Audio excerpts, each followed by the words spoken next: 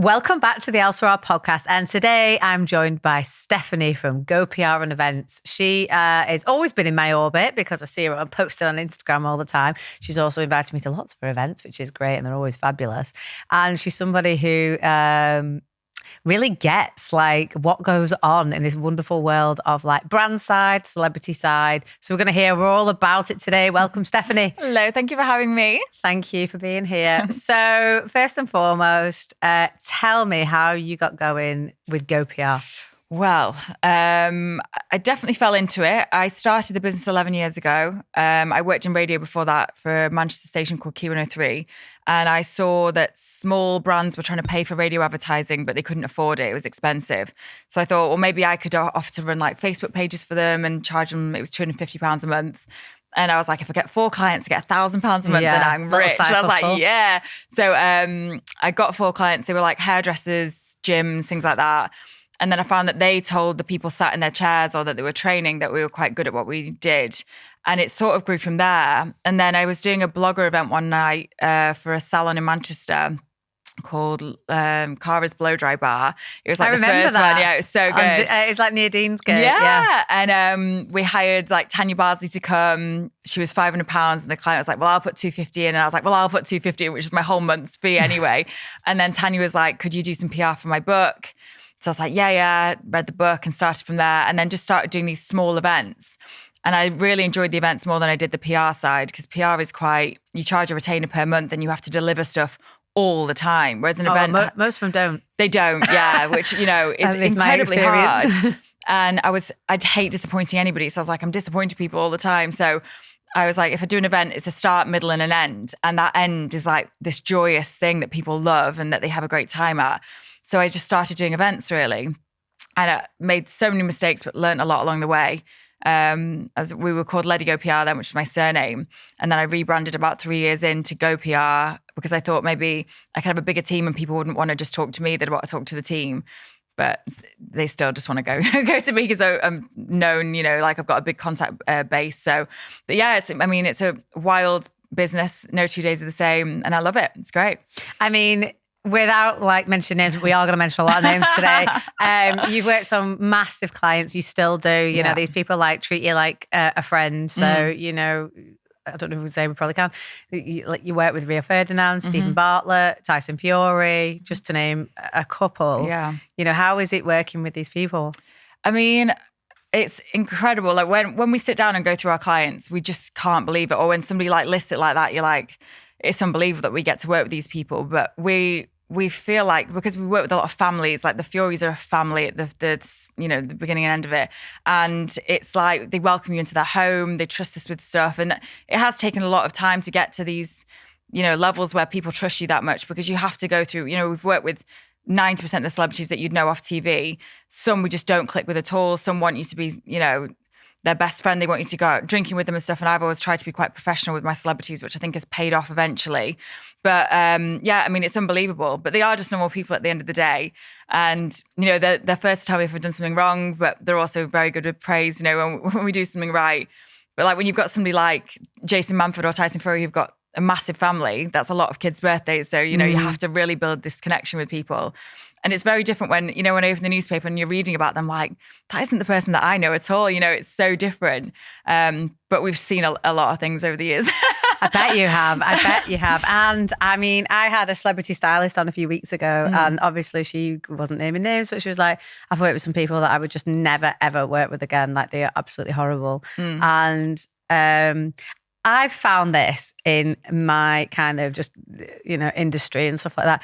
I think the best people to work for are the best people to work with, regardless if they're on like well-known, if they get it, if they get how things work, and they've got a bit of intelligence and they really understand brand, they understand their brand, they understand what their collaboration is all about. And if they understand that, and you can tell the people who are like really sound are the ones that have got the best careers on TV, the ones who get it. And then I find the ones who are like got fame overnight and are a bit like entitled are like some of the worst people. I would never work with them. I can imagine these are the ones who are probably most demanding. Yeah, definitely. I think, definitely the people who haven't got like a specific talent always feel quite insecure about their role in the public eye. So they try and act like a celebrity, whereas most celebrities just treat you completely normally. Whereas, you know, we'll get demands, celebrities communicate only via voice notes to us, and we'll get voice notes at 4 a.m. demanding something, or, you know, they don't have a budget. They want everything because they are off TV. Whereas I've got Hollywood A-list clients that they just want to be left alone. They'll pay whatever. They just want a good service and to be left alone. So these people, we don't say yes to a lot of people now because of that reason, because it's more stress than it's worth for us. And if people treat my staff badly or me badly, I'm like, we just don't have to do this anymore. And it's, for my team, it's demoralizing for them, because these people are, you know, they might not be famous next week or whatever. And it's like, they think, well, why are they treating me like this? I'm the same as them. And it's horrible to watch, actually. There's been a lot of instances where I've said, like, you don't have to deal with this. And because I've decided to do the event, I'll deal with it. You know, I'll deal with these people, sort of thing. Because you've got to think about their mental health and things like that as well. And some people have been so bad that it's you know, I've been crying, you know, middle of the night. You wake up panicked because these people are just so awful to you. But then you think, are these people paying for the events? Are they expecting it for free or what? Sometimes. So I'm like a for and against with doing free work. I know a lot of people, a lot of small businesses, it's a massive thing for them to do anything for free. But I also think if I paid for an advert in the paper, that would cost me X amount, whereas this person could promote me and I've got the pictures for the rest of my life. I love the theme. I love the client. I'm happy to do like some collab work if I feel it's going to be beneficial for my business, because we're excited by that name or whatever. But we probably get 10 messages a week from people with 20,000 followers saying, do this for free for me. You know, I'll shout you out once on my story. And we have to go back and say, listen, we're 10 years in business. We can do you a discount rate if you provide some content or whatever. However, we're not going to do that for free anymore, because you have to think of your suppliers. Like a balloon, you might think it's pennies, but they have to blow that up. They have to go to the wholesalers, you know. Exactly. It's the talent. I can't remember who was getting ripped about this week. Oh, in the Daily Mail, it was Kate Lawler. Oh, sorry. Yeah. She refused to pay a balloon artist to come to her party, and then she did it herself. Yeah. And then all these balloon artists were like trolling her to death underneath it. Well, it looks like shite anyway. Yeah. And I think it's okay for people to say, I haven't got £300 for balloons. In that case, that's fine. You don't have to have the balloons. If people say, can you get it cheaper? I said, I can't do the same for cheaper, but I can do you a different style of balloon. You know, you can say things like that, which is better than saying your balloons are shite. You know, like she probably just didn't want to spend that money on whatever it was, at a kid's party or something like that. Yeah, it was 200 quid, I think. Yeah. And, well, that's what got quoted anyway. That's true or not. But it was about 200 quid. And listen, at the end of the day, like it looks all right to me. You know what I mean? Yeah, it was like, I mean, I'm so particular about balloons because I do think they're like works of art. A lot of, you know, we work with like maybe 2 balloon suppliers and they're literally like artists. Like one of them was a stylist before and her fashion comes out in her balloons and I love it. But yeah, I mean, we've got a lot of things from doing free events, definitely. Like we've got notoriety, especially when we first started. I was making a massive loss each year because I was doing so many free events, but people were talking about us, which is exactly what I wanted to happen. So I do see, but I think the days of celebrities, like there has been many scandals about people asking stuff for free. And if you ask the wrong person, you know, they're going to sell it to the papers because they'll probably get more money from doing that than doing your party. And the better publicity. Exactly. Than they would from doing the party. Exactly. But I think there's pros and cons for both. Yeah, no, I completely agree with you. I think it's, you know, if whoever it is having the party, celebrity who's having the party, really kind of understands the investment from brand side or the supplier side. Yeah. You know, I mean, let's say a marquee. So they would expect like let's say a party, right? So they would expect like the marquee for free. What about drinks? Would they get them for free? We try and say like food and drink, apart from like cupcakes and things, you can't get things like that for free because there's no benefit to the supplier. Sometimes if it's like a balloon thing and people like, I want that forever. Like they'll sell that based on the pictures. But we always say like anything structural. Our marquee guys are like 10 lads. They're just they're not even on Instagram. They don't know how it works. So it's not going to benefit them, me getting somebody to post about them. But I mean, some things are easier to do for free than others. We'll always say like, we'll throw in like a welcome sign or something like that or whatever. Or we're big on the little touches that make an event. But some things you're just like, you've got to be reasonable here. Like if you're getting 100 people drunk, no one's going to give you that. You know, you have to. I always think if you can't afford a party, just don't have one then. Because no one's forcing you to have a party. And And they're great occasions. So I think, if you put some money into it, and you just enjoy it so much, that's the joy of it, isn't it? That's the joy of an event. I think you are in a great space. I don't think this job would have been there really in the way that it is 30 years ago. No. Because the rise in social media has now given the rise to the way everyone wants to dress their parties. Oh, yeah. When I was growing up in the 80s, 90s, balloon arches, no one Didn't did that. exist, yeah. Do you know what I mean? Like, I had a bloody entertainer who came around and, a few classmates from school, and that was it. And you'd, get a little party bag, a bit of cake, and end of. And now it's become like so competitive, so outlandish, and it's that pressure, I think, like, especially for like, we see it with kids' parties. They're like, we just want whatever my child wants, and they want to make their children happy. But I'm like, but you don't have to compete with all these people. Like I always say, you don't need all that stuff that you sent to me. Like you honestly don't. I can do half of that and your child will have the same fun, I promise you, as if you're spending 30 grand on a party. Like, because I just feel like and that child wants a party like that every year then. So it's like, it's so much pressure on parents and things like Pinterest. I mean, we get sent Pinterest boards and they'll be like, how much is that? And I'm like, that's like £1,000 because that's someone in Beverly Hills having it. And they're like, what? And I'm like, I know, I can't believe it myself either. But the details in it, and you've got neon signs and all this stuff. And I'm like, so I really feel for parents when they're trying to keep up, with their schoolmates, because it must be massive pressure. And it's just another reason I don't want a child. But, it's like, we try and be really fair with our clients. And some people, if you think they can't afford it, I'm always like, please don't worry about that. Like focus on something else that will make a bigger impact. Most kids, like from 1 to 4, they just want a soft play. That's before you've even got to the presents and everything. Yeah, exactly. Yeah, because they want presents as well. And you're creating like little brats, I think. Yeah. I mean, some kids are absolutely amazing and we just get so attached to them. And some it's like, don't know about you. Oh, really? Yeah. But that's what I will say about the Furies kids. Like they're so polite to us and like they're always offering to help. And, like I did an event for Tyson once for his birthday and it finished and all the kids and Tyson came out with bin bags. And I was like, what are you doing? And they're like, we're helping you clean up. And I was like, no, that's my job. Like, I'll do it. And Tyson was like, no, like, we all chip in here. And I was like, okay, fine. Thank you so much. And you just like, that's one of those moments I always think that is incredible, like to remain so grounded even when so you're famous. humble. Yeah.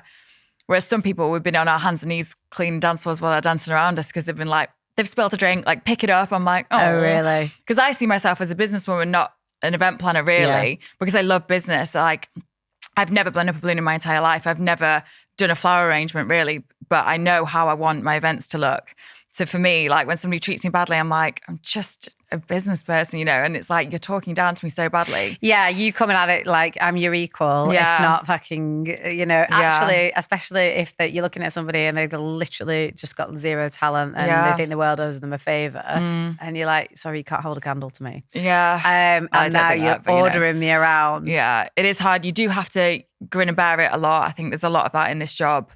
But then the end result is like when you get that text to say like, thank you for doing a good part, like that's my favourite part of the job really. And I just love people who are like grateful. When you see people working, because it's not just my team working hard, there's a massive, there's probably 30 people to do a big event. And it's like some will get like the lads a beer or something and I'm like, oh, that's dead nice. But yeah, the good ways outweigh the bad days. What are some of your most memorable events and why? So there's been many really. I mean, we did Steven Bartlett's first tour. He did like a musical. Did you go to that? No. I didn't know. No, it was really, really good. And there was a team of maybe 5 of us in his office in Manchester. And he's like, I want to do one show. I want to do this. And I remember him playing me like some clips of what he wanted to do. And I was like, oh my God, this is going to be amazing. And then lockdown happened. It got cancelled. And I was like, oh, I really wanted to do that event because he picked us to do it. And I was like, oh my God. And then he came back with a full tour and we toured the whole of the UK with him. I mean, he is so unique in that there's nobody else like him on earth, really. And he will be someone that I'll go to his office and he'll say, come up with an idea for this. And I'll be like struggling a little bit. And he'll say like 2 sentences to me. And I'm like, I've got it. I know exactly what you want. But that's from working with him for 7 years. So Steven's events are always amazing because they're so different. I know you were just telling me about one of the boxes that you did for his new book. Yeah. And that were handmade. So tell me about them. Yeah. So I have a second business called Zoom Box, which I started in lockdown, which was like an event in a box because we just had nothing to do. We had no money left in the GoPR bank account. My accounts girl rang me and she's like, it's really not looking good. And I'd made my friend Liz this hamper for her birthday and she was so happy by it. And it was full of tat, like, because there was no shops open. And I was like, right, let's maybe try and do this. We contacted a box supplier We had like a local taxi firm delivering them around everywhere. And then I used all the celebrities that had favors from me to promote my box business. And we were selling, I think Gemma Collins did a post for us, we sold 2,000 boxes. Oh, wow. And this is all from my kitchen in an apartment in Wilmslow. So we started this, and then we started doing these PR boxes for like book launches and things. And Steven's last book that he did, he wanted this book to appear from a box, and then it was in a Perspex box with a lock on it. You had to Instagram the box to get the code, and his team sent people the codes. So really, he was so clever in that you got the first hit from social media. So everyone's like, what is this book and what's in this box? And then a second hit when they opened the box. And I mean, he's massive on making people feel special and all that. So we had to have them bespoke made. They didn't exist. It was shiny, bright gold. And just really Elle-Sera vibes. It was very cool. Yeah, you'd love it. And it was like each one had a picture of the person. So we had to go and find each person that he, wanted to send a box to, print the pictures out of them. Like the notes were personalized. It was a hell of a job. But, his book was number one for like 10 weeks. So seeing things like that is amazing. And the boxes have really taken on a life of their own, because we have to come up with these creative ideas that are really hard. So we'll like read a book or something, and then I'll be like, this is what should happen. Or the product will say, this is what you should do. But that's given me a whole new lease of life, because when you've got one business, you're like, maybe this is a fluke that this one's doing all right. Absolutely. And then when I did the second one, I was like, oh God, maybe I'm good at business. Like, I think my dad didn't really care about the events at all, but this box one, he's like, great. He's like, this is a really good product, Well, exactly, because you can white label that for anybody, any brand that you work with, any kind of, anyone you plan the party with. Exactly. We do party boxes for the kids and stuff. So they're really, really good. But again, like, if something arrives and it's got like a tiny crack in it, I'm like, I'm like beating myself up about it. But there's some things you can't help. We just sort it straight away. But yeah, the boxes are really, really, really interesting. What's like minimum order quantity for the boxes? We don't do it because we're a small business. We don't do any minimum. So you can do 10, you can do 100, because we have like ways to do them so that they're, whatever quantities you want, really. We did one for Priyanka Chopra Jonas. She's like a big, big movie star in America. And we just said yes to it. And she wanted to send like plant pots around the world. And we were like, the mud's going everywhere. We were like, we can't do it. And she wanted everything recyclable and stuff. And then we ended up doing it. And it was like, we got the guest list through. And it was like Michelle Obama. It was Jada Pinkett. It was all these Harry and Meghan. And we were like, we're in a warehouse in Stockport sending plant pots out. But we didn't do the plant pots in the end. But that was a mad one that was like, how the hell have we got this? I know. But I worked for her for like 2 years, and she was amazing. Like to work with like the Jonas Brothers and stuff. That's a different world, that A-list She's world. a good girl as well. Like She's so I really nice. like her. I've used her like quotes in my social media in the past, because I feel like she really aligns with what we're about, and like some of her speeches are really good. So good. She's such like a big female advocate. She's great. And like she sent me a Christmas card last year. Like I hadn't seen her in 6 months. I was like, that's unbelievable. Like the guy I was seeing at the time didn't even get me a Christmas card, I was like, and it's like, but people like that just deserve what they get, really. Like they deserve to have, she's got like 80 million followers or something. I remember she tagged me, I was like, oh my God. Oh my God. And this is the thing. So when you get in, like, you get a Christmas card, you get tagged, you get really appreciated. And this is why I go back to the people who are genuinely famous, successful, actually making money, are really, they're secure. They're secure, they're smart, they're savvy, they're gracious, and they're humble. Yeah. And then it's like, I'm really sorry, but your reality stars are dreadful. I think the thing I think I've found anyway. Some of them are great. And by the way, the ones that I'm thinking about who are great are the ones that know what they're doing and really smart. And they've look at where they are now. They started on some awful reality show, and now they're on mainstream TV doing stuff all the time. They're really busy. Now and you can tell they're obviously a nice person, because you just can't have a long career if you're an arsehole. Whereas some of the other flashes in the pan who are dreadful, or see you later. I mean, I was taught very early on when working with celebrities, like, these people aren't your friends, so you can't expect them to treat you like a friend would. They're using me probably like as a brand would use them. So like, as long as you're giving them what they want, they're lovely to you. But like, if you say no, I mean, we did a party once and they were literally our best friends. It was like a birthday setup. They were nice to the team, like messaging us all the time. We did the party and then we messaged them, can you tag the suppliers? They blocked us the day after the party. And I mean, these were Z-listers, proper Z-listers. And we worked really hard on it. So I was like, you blocked us. Like, what is the point in that? See, I feel like at that moment, you can't go around like saying like saying who this is, because then it looks bad to your or other current clients, like, oh, she's hung them out to dry. But you feel like hanging them out to dry and saying that is so unprofessional, so out of order. It's You've really literally hard. just stolen from that supplier. And this could be a single mum, single dad, just trying to make a living, thinking, oh, we've got that person and they're really going to help us boost our business. Yeah, because then I have to explain to the supplier, and 9 times out of 10 I'll just pay for it myself. I was going to say, do you then have to foot that bill because you just feel terrible? Yeah, because you've got a verbal contract saying I will get you this or whatever, which is why I really think twice about doing things now. After you have to learn from situations. But it is really hard on people's mental health, because it's like you're just dropped completely. And I've, worked with a lot of the same celebrities for like 10 years, but I know if I wasn't doing what they wanted me to do, would they text me? Like I don't know, which is a hard thing to do. But also you've got to think it's just professional. Like it's not, they don't owe me anything really. So it definitely has been a challenge, like to get used to that. And I think it's probably had an adverse effect on my life in general, because you just expect everyone to be like that. And I think especially when you hang around with, like when I do job interviews, I'm like, just like we're not going to be going out for drinks with celebrities and stuff. And they're like, oh. So like, I'm like, no, it's really hard work. Like we're cleaning up like when someone's been sick or whatever, So it's like, it is that whole Instagram world has made people think, oh, you just got everything you ever dreamed of because you're hanging out with famous people. Whereas my favorite people are like my friends I've had, since I was 17 or whatever. So yeah, it's a difficult world. And when I do like a masterclass online, I'm like, this is how you handle people like this. You don't take it personally. You don't go spouting. I see so many people like, this client did this to me. I'm like, just don't do it. It's not worth it. Because it just rise people above are watching. it. Yeah, just rise above it. Yeah. And it looks like you're arse. Obviously you are arse, but there's a way to like deal with it. Yeah. And people can have bad days as well. You a celebrity doesn't always have to be, singing or dancing all the time, which I understand completely. Like I don't want to be all the time, but when I'm at my job, I'm giving it everything, because especially every party, whether it's in the local pub or it's at, the Dorchester in London, that is somebody's very special day. So if they've picked you to be a part of it, I don't care. Like I've literally had like deaths in the family and I'm like, no, they don't need to know. Like we'll just carry on with it because that's very special to them, no matter if they spent £200 or whatever. So I think you need to remember that as well. And the amount of event times, like somebody like, my car's broken down on the motorway. I'm like, I don't care. I'm like, get a bike here. I'm not bothered, because I would do exactly that. And I expect people to do the same level of professionalism as we would. But most people have got more of a life than me.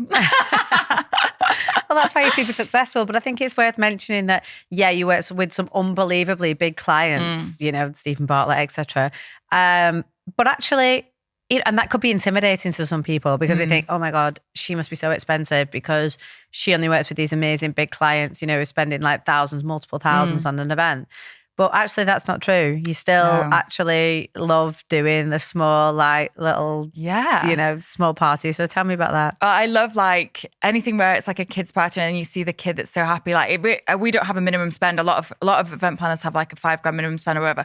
I literally will go, if somebody orders a £50 welcome sign, I don't mind, because if I've got a connection with that person, and I think we're so lucky that anyone wants to give you money in this climate where money is scarce. So I will do, and it's just if it makes me happy. But I think the fact that I own the business, there's nobody else to consult other than me, then I can decide if I want to do it really. And, I'd rather be out busy, especially like, we do a lot of those hotel room setups. So it's like balloons in the hotel. And a lot of it can be last minute. Yeah. Oh yeah. Well, you saw like somebody booked an event for Thursday and it's like, I know I can do it because I can trust my suppliers. And they're like, I'm sorry to bother you. I'm like, no, you're not bothering me at all. Like, I'm happy you've picked us. But anything personal, like I love proposals and things, like I just think doesn't matter the budget. Like I just think that's so special to be a part of. I'm just usually crying in the corner, like, why isn't it me? How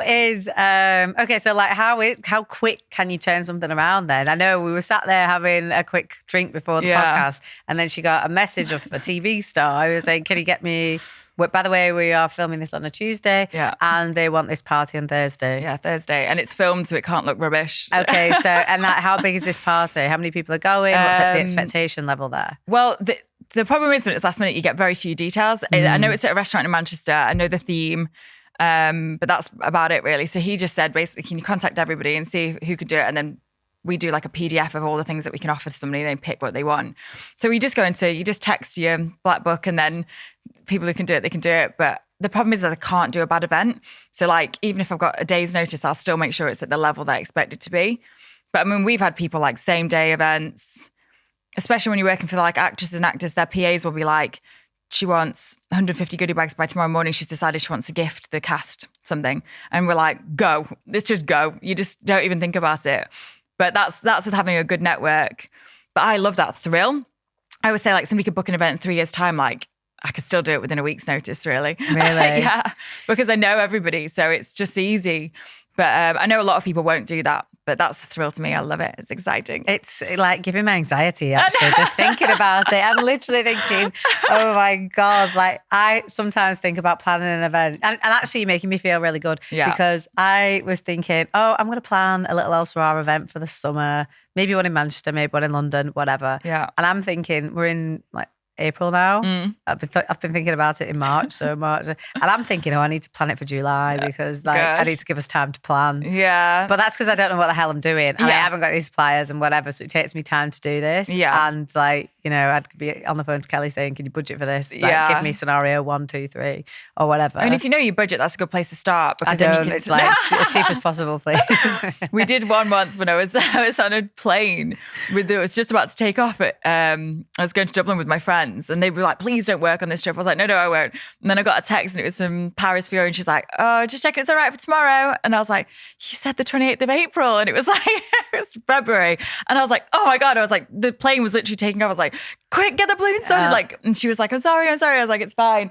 But that was my most last minute one, definitely. It was like 8 p.m. at night and it was like 8 a.m. in the morning. And I was like, oh my God. Bloody hell. I know. And you managed to pull it off? Oh yeah, it's fine. It's fine. Oh, Steph, I can do anything. You'll be fine. I tell you what, you're going to get so many people going, oh, all right, can you like do something in the next hour? I know. But that to me like just keeps it interesting. The problem is you're competent at what you do. So then, it makes a rod for your own back sometimes. I know. But my clients know that I would never do anything that's like of a lower standard. I just wouldn't do it ever. So they trust me from that really. And also like when you think somebody posts that on Instagram, they're like, who did that? And it's mine and it's terrible. I'm like, oh no, absolutely not.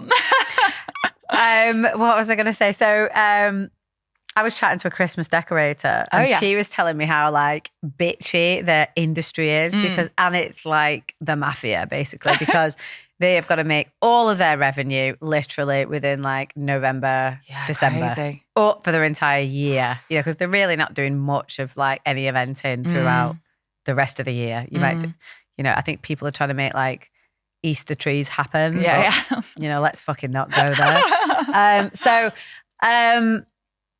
that industry is like so catty. They undercut each other. They're ruthless. Wow. What is it like in the events business? Is it the same? Like, because there's quite a few like event companies, you work all over and a lot of these people work all over as well. Is it like, you're going after each other's clients or how is it? I think there's a hierarchy. Like, I think we're like middle and there's people that are just unbelievable events. Like I look at them and I think that's fantastic. And I very often will message and be like, you're so good at what you do. Like I'm like a fan of a lot of them. Like, Liz Taylor, Julie Perry, people like that.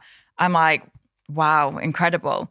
But are they working to like huge budgets? Yeah, I would say they've got massive clients that trust them implicit and their clients stick with them. So there's no point, I would never try and poach a client really. But if, there's no point me going to that client saying I can do it cheaper because they've got that relationship with those people and they've grown with them and they've shared those occasions with them. But I mean, we've definitely had people try and steal clients in the past.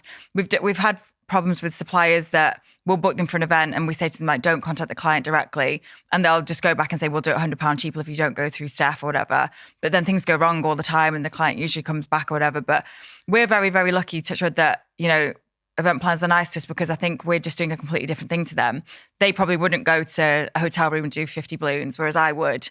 They would just do maybe like 10 massive events a year, whereas I do 6 a week. So there is a massive difference. But I think as long as I've got respect for them, they'll always be nice to me.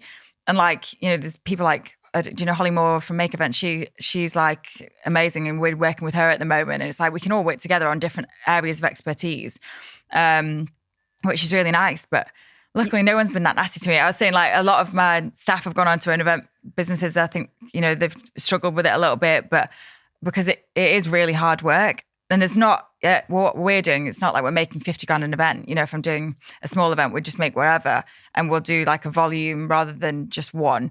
And it is an incredibly difficult industry. So I think anyone who lasts the length of time that these event planners have done, like deserve a must medal. be doing something right. Absolutely. Yeah. What? Okay, so apologies for interrupting this podcast, but I need to ask a favour. If you're enjoying this podcast so far, then please hit that subscribe button right now. I'll be straight up and honest that I want to see this podcast grow and flourish into something that I'm really proud of. And the only way that I can do that is with your help. So if you've ever learned anything useful from these conversations, then please return the favour by liking, rating, subscribing, and maybe even sharing it with your friends. Thanks very much. Let's get back to the episode. Yeah, it's like another world. It really is. You're doing 6 events a week. You sound like you got a big team behind you.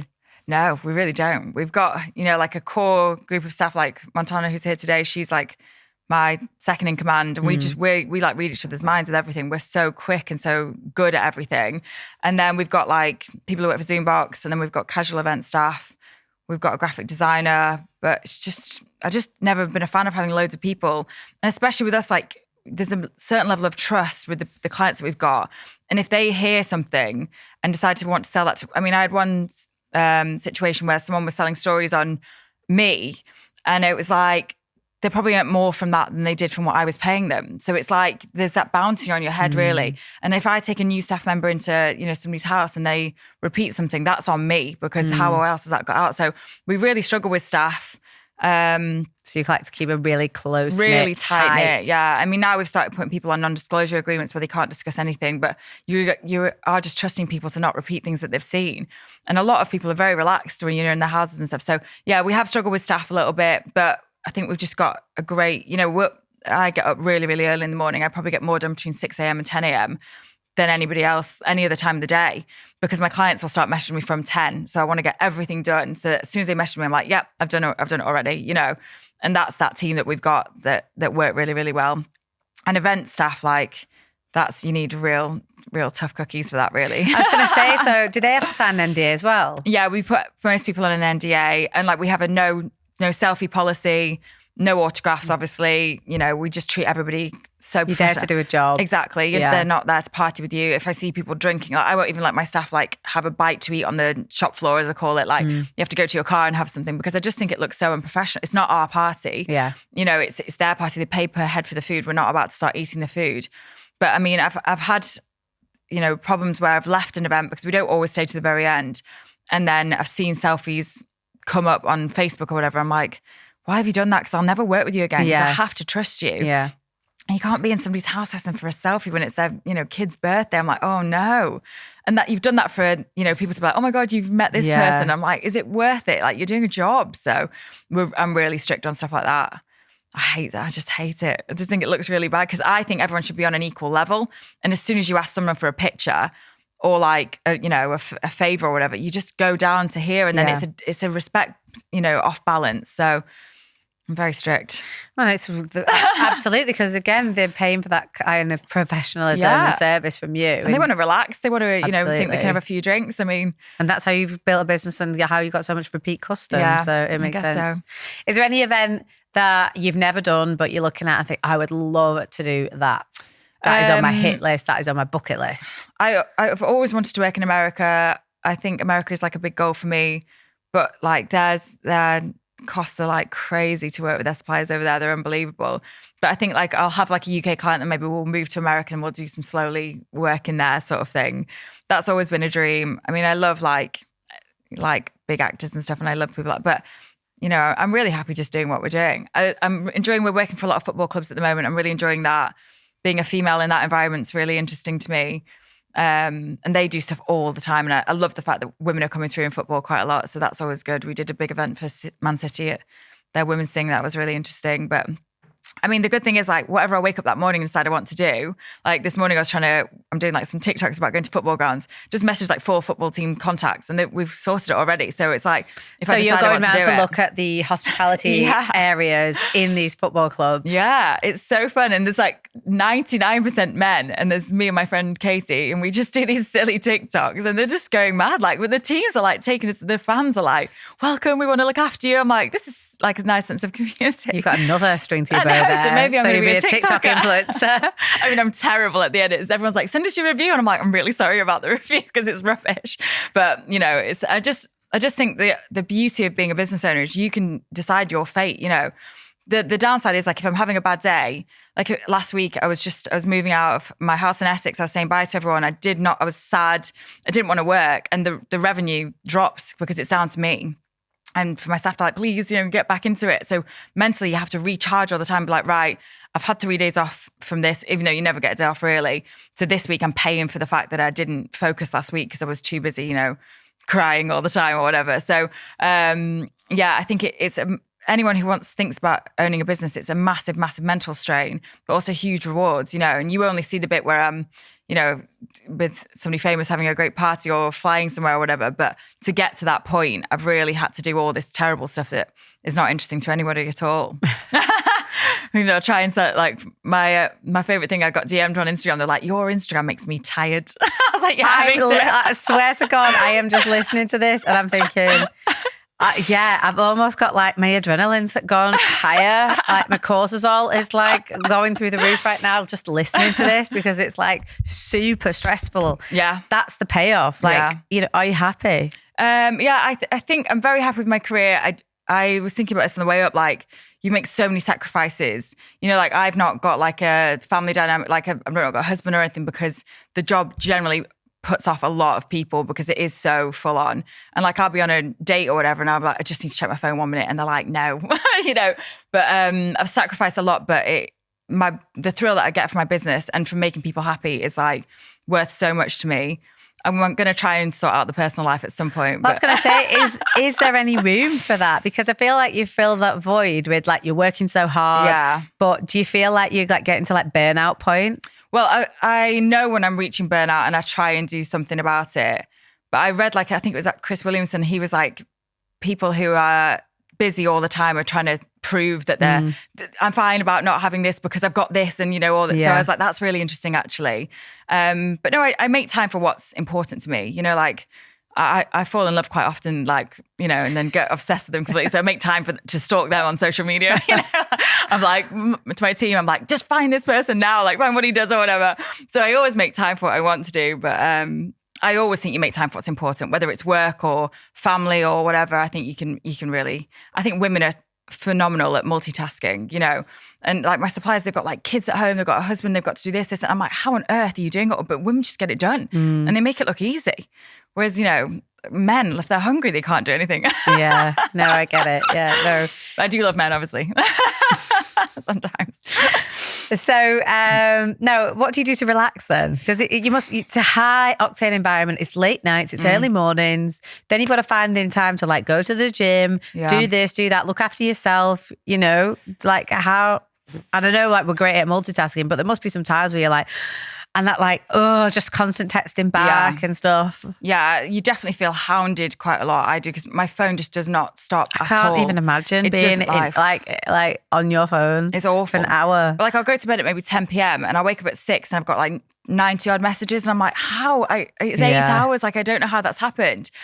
But I couldn't really tell you what I do to relax. I love going for dinner with my friends, but then if I have a glass of wine, I just feel anxious the next day. And then I'm like this morning, I was literally up at 4:30 being like, I can't do this anymore. It's like, because I had like 3 invoices to pay or something. I was like, these are going to kill me, these invoices. And I was like, but it's one woman talking to herself, being like, everything is going to be okay. And if it's not, we'll find another route. Thank God I've got some kind of a brain in here, although the cells are going every weekend. But so I just think you have to back yourself completely. And I do back myself. I back myself that I'm a hard worker and that I'm quite, a strong woman. But there are days like, I've had terrible times where I've got dumped or whatever or something, and you just can't let people know that's happening. So that side of it is really hard. And then to switch off, just even on holidays, it's just impossible. But I go away with other girls that are either PAs or entrepreneurs, and it's the same for us all. But they get it. I do think, they understand. But I do think women especially maybe get to a point where they're like, I can't do this anymore. So I don't know when that point will be for me. It's not anytime soon, definitely not. But I'm sure there'll be a point where I'm like, I always look at that guy who lives on the M62 in the middle. I'm like, I would like to live there where no one could get to me at all and no WhatsApp. So maybe that's me.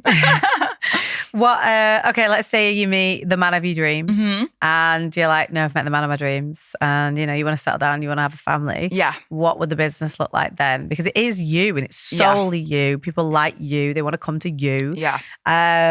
you are the brand, you are the business. But what would you do at that stage? Because, you know, you've got to take a bit of time off. I don't want to I take know, time. but maybe you do. I think with a partner, I'm going to have to find someone who's either extremely successful themselves or someone that will support me. You know, like I'd love someone who can just set my events up for me or something. You know, like that's a job, not a partner. Maybe like, it's got complementary skills, and then you maybe like that. or it's just emotionally supportive rather, because I don't massively need anyone to be financially supportive for me. It would be nice to have somebody equal or whatever, but do you find that difficult? I find it very difficult, to find somebody who's like on a level peg in terms of salary. Yeah, 100%. Yeah. And I think even if you, like, I never tell anyone my salary because it can vary so often, but they get this idea in their head that I've got like, you must be a multimillionaire because you've got this and this. And I'm like, promise you, I'm just normal. I go to Home Bargains. Like, I'm so normal. Like, you know, I'm not flashy with anything, but you think my life is because of what you've seen.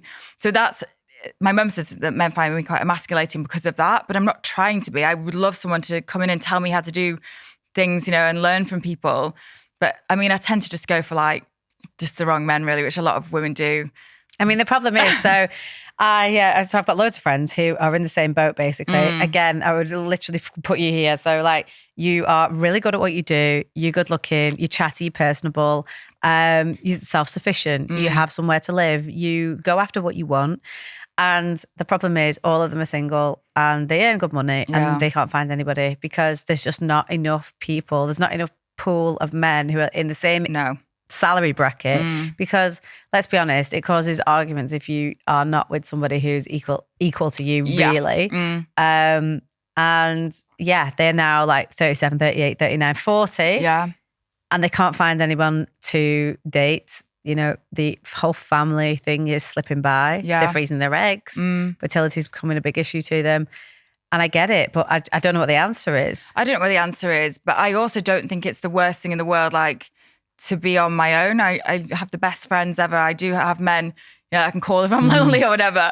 But I've never been scared of being on my own because I have a great life and I value relationships that are not, you know, but I always do think, you know, when I'm driving home from an event, I'm like, it'd be nice to have someone just to sit there and talk about this event with and offload. Just decompress, you know, exactly. Come down for, you know, adrenaline's high, you want to get back in bed and, you know, you want to chat to someone. How did the event go? Oh my God, you'll never guess what happened. This person called me a name. But, or just like sounding board first. Exactly. Yeah. But I've always gone for younger men, so I need to maybe look for someone like an appropriate age, but they're just so much better looking. if there's anyone out there. How old are you, Steph, if you don't mind? I'm not saying. Around 35. Although I told someone... I'm 38. It's hardly old, is it? Do you know, I don't mind about the age thing, but I used to go through phases telling on different names, and then I told this footballer guy a different name, and he's like, they Googled you in the team chat and they found all this information about you. I was like, for fuck's sake, I didn't think you were that switched on, to be honest. So, but yeah, no...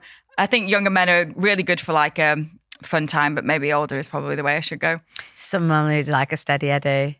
But it's hard to find somebody who's like, you know, like the same age and everything, who is not either already married or settled down or, you know, kids, whatever. Yeah. So that pool of people is so small. Oh, God. It's, me and my friends chat about it all the time. It's very interesting. I'd love to see like some studies about successful women with men. I'd love to see, because I see the same dynamic with everyone that I date. They're so excited by the business side of it to start with. They're like, oh, it's so cool that you're this and all that. And then by like third date or whatever, they're like, can't handle it at all. I'm like, okay, if you can't handle it, you know, there's no use for me here, is there really? And even though, like, I've got a friend who is just going through a divorce now, and she earned like triple, you know, maybe more than her fella. And she's going on about it quite a lot. And I was like, don't you understand that what you're doing? You're literally cutting his bollocks off every time you say this. You are emasculating him all the time. Listen.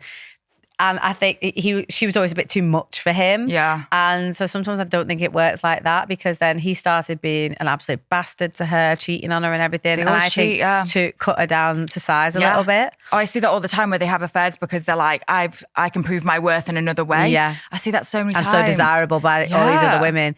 But actually all the other women that he's cheating on her with are like, you know, nothing women. And like that hurts her the most, because it's like, she is just like 10 a penny, like, you know, but these women would like idolize him. you know? Mad, isn't it? And I think that's what he needs. Oh, he men needs love to be idolised. Absolutely. And I said, he's just not going to get that with you because they like to be needed 100%. I think we're in lockdown when my business was failing. I was like texting everyone and they were like, if you need anything, let me know. Like, I'll come around and do this or whatever. And I was like, this is mint. I was like, maybe I should say my business is failing all the time. Like, but I was like, because I did need help. I needed someone to help me. So, you know, maybe I should try that a bit more. Are they? So obviously you've worked with a lot of people. Yeah.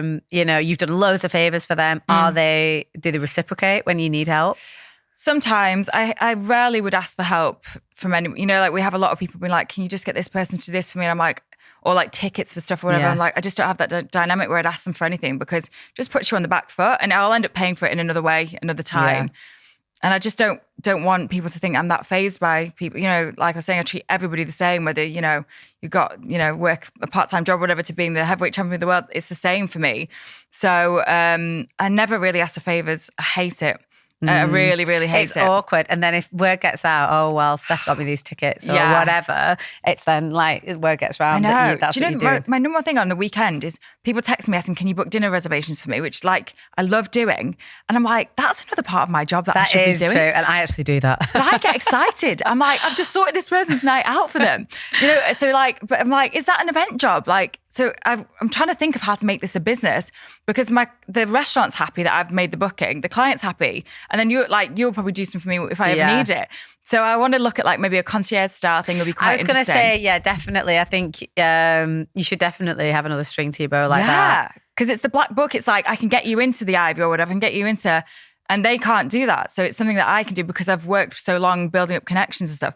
The only thing is that like if they don't have a good time, I blame myself for it. I'm like, I should never have booked that table. No, that's on them. If they've requested that, that's on them. I suppose. I need to detach a little bit from all these things. But another thing to think about maybe. So what's next for you? Obviously, you're great at doing the events. Do you hold any stock? Like in terms of like, you said the welcome sign, do you have like custom neon? Obviously we have our own neon here, but like, you know, you could get all these things in stock and then do you have a storeroom of like event bits and bobs where... Yeah, I was going to do that. I was going to buy, at one point I bought like a load of photo booths, I bought a load of light up letters, but then it required me like getting a van, painting them each time, staffing them, whereas I could probably pay someone the exact same as what it cost me to run it for them and they're probably better at doing it than I am really. So that's how you make money in events, really. If you've got the stock, you have a number one light up letter, you hire it out 100 times. It's cost you 150 to buy it. Then you make reoccurring revenue. But for me, I just don't want to do that. I just can't do it. Like I could teach staff how to blow up balloons. We don't want to. We want to do the business side of it and then trust people who are so passionate about their job that they're getting the best and my clients are getting the best of everything. Whereas, you know, if I have a crash, God forbid, on the motorway with all the light up letters in the back, then that's on me. Whereas I could find in the supplier or whatever. But yeah. And it's a lot more physical work as well. It is. And I'm knackered all the time. And everything else. Yeah, it is a lot. I've got a business with Jason Manford, the comedian, doing photo booths. So we've got a couple of photo booths, they're quite easy to run really and they're quite good fun. But yeah, I don't want to be, you know, cleaning bouncy castles and stuff. I just can't do it. And also the insurance on those things are crazy. Yeah. So I just want to focus. There's no way I could do 6 events a week if I was packing and picking stuff up. And so I don't want to go back and pick stuff up. I hate it. Yeah, no, I completely agree with you. I like the fun part. And then I'm like, somebody else do that bad bit. Yeah. So what's next for Go PR? So you obviously killing it with the events. You're now going into TikTok doing little reviews everywhere, which just sounds great. And you've got Zoom Box. Yes. So is there anything else you'd like want to try your hand at? I don't know. I would like to develop Zoombox more because I think the clients that we've got for that, if I made it a consumer-led product, I could sell that in a few years and then that's like a little nest egg. GoPR will always need me. I can't ever take my foot off the pedal with that. But Zoombox is an e-commerce platform that I could really build that. So that's the only one I've asked people for advice with. I've maybe thought about taking people on to invest in that or something. So yeah, I'd love to grow that. I would love one more I really like e-commerce. I had a furniture business for like 6 months. We made so much money and I loved it. But the people I was in business with, it just didn't work out with them. So I'd love to do it. My ideal thing was like next day, like furniture just got faster. So you'd pick a sofa and it'd be so affordable that you could change it like you change your seasons or wardrobe and you'd order it and be in your house the next day. It's not 12 weeks to wait for it. And then what happens to the sofa? Just because they're like, will you sell it on? Get rid of it. I don't care. Facebook Marketplace. But I just thought like furniture should be fashion.